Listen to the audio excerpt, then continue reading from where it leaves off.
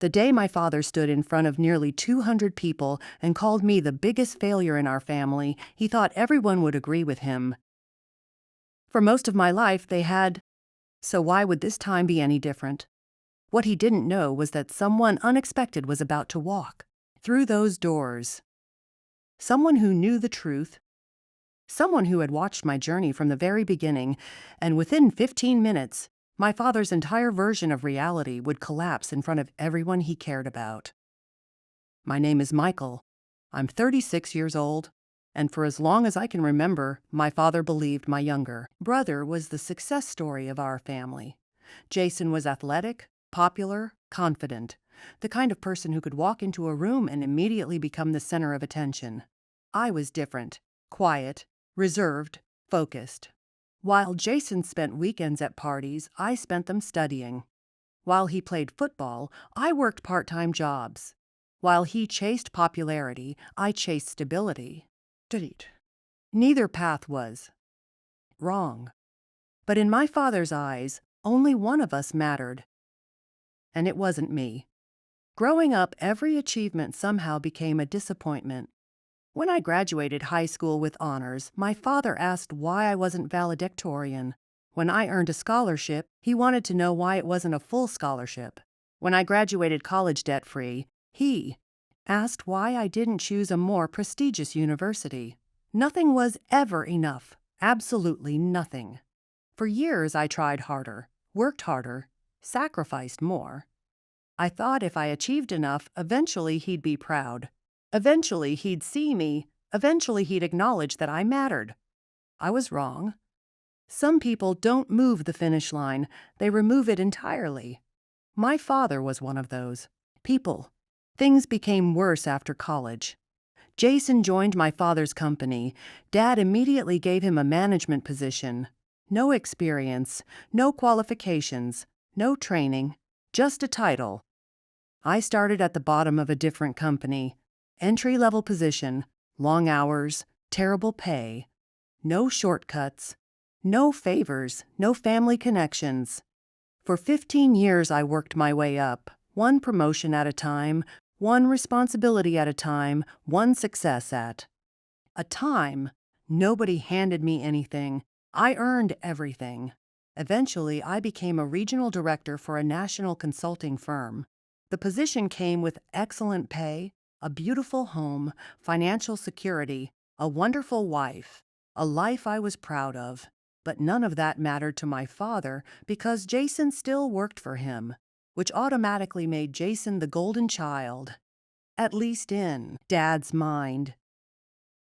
3 months before everything happened, my father's company began struggling. Several large contracts disappeared, revenue dropped, employees started leaving. Dad blamed the economy. The economy wasn't the problem. Jason was. Years of bad decisions were finally catching up, but nobody wanted to admit it, especially my father. Then came his 65th birthday party. A huge event. Friends, employees, business partners, family. Nearly 200 guests attended. Dad rented a country club ballroom. The entire evening felt like a celebration of his career. And honestly, he deserved recognition. He had worked hard throughout his life. What he didn't deserve was what happened next. Halfway through dinner, Dad stood up to give a speech. Everyone applauded. He smiled proudly and raised a glass. Then he started talking about family. Immediately I felt nervous, because family speeches rarely ended well when my father was involved. At first, everything sounded normal, stories from childhood, memories, funny moments.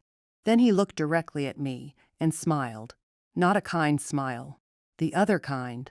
The smile he wore whenever he was about to embarrass someone. Every family has different children, he said. Several guests laughed politely. Dad continued. Some become leaders. He pointed toward Jason. More laughter. Then he looked at me, and some spend their lives trying to catch up. The room became quiet. I felt my wife's hand tighten around mine. Dad wasn't finished, not even close.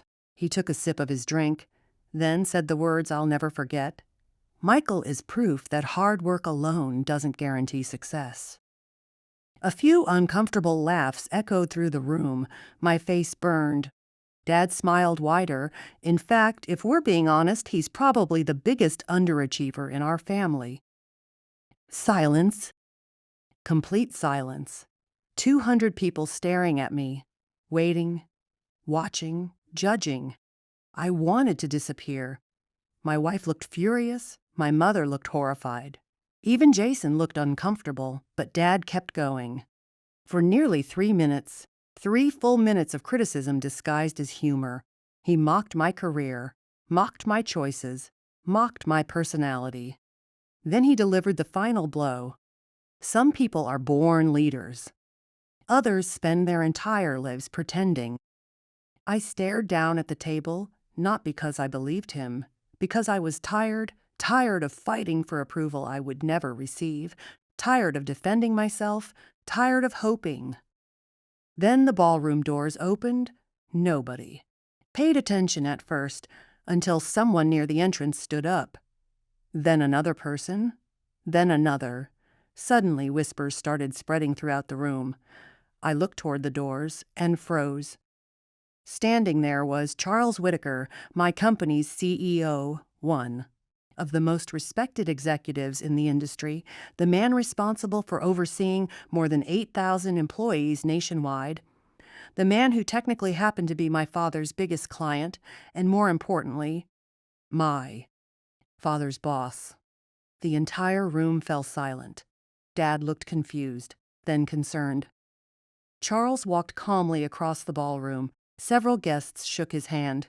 Others moved out of his way. When he reached our table, he smiled.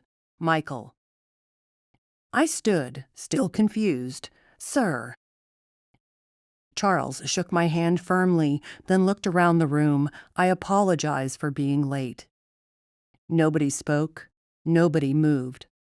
Charles glanced toward my father, then toward me, then back toward my father. "I couldn't help overhearing the last part of your speech." My stomach tightened. Dad immediately looked uncomfortable. Charles smiled politely. Interesting assessment. Nobody laughed. Nobody breathed. Charles continued. "Because from where I stand, Michael happens to be one of the most successful leaders in our entire organization." The room exploded into whispers. Dad's face went pale. Charles wasn't finished. Not even close. He looked directly at the crowd. "Do you know why I came tonight?" Nobody answered. "I came because Michael personally helped save a division that was losing millions of dollars." People started staring at me. Charles continued. "He built one of the strongest teams in our company." More silence. "He mentors young employees." More silence. "He turned down multiple opportunities elsewhere because he believed in helping people succeed." My wife started crying. I wasn't far behind, because for the first time in my life, someone was publicly saying the things I never heard from my father. Charles looked at Dad, then delivered the sentence that changed everything. "If every employee in this country had Michael's integrity, my job would be much easier." The room erupted in applause. Real applause, not polite applause, not forced applause, real applause. I couldn't remember the last time I felt that emotional. Dad looked completely stunned. For once, he had nothing to say. Charles smiled, then casually added one final detail.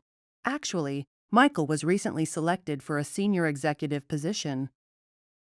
Gasps spread across the room. Even I was surprised. The announcement wasn't supposed to happen for another week. Charles laughed. "Congratulations, by the way." People stood. More applause. My wife hugged me. My mother cried openly. And my father? He sat there speechless. For the first time in my entire life, speechless. The party ended awkwardly. Guests spent the rest of the evening congratulating me, sharing stories, asking questions. Several employees from Dad's company quietly admitted they admired my career. Many of them looked disappointed in him. The following week, things became even worse for Dad. Because Charles wasn't exaggerating about the company's problems, an internal review eventually revealed years of poor management decisions, most traced directly back to Jason. Contracts were lost, revenue dropped. Major.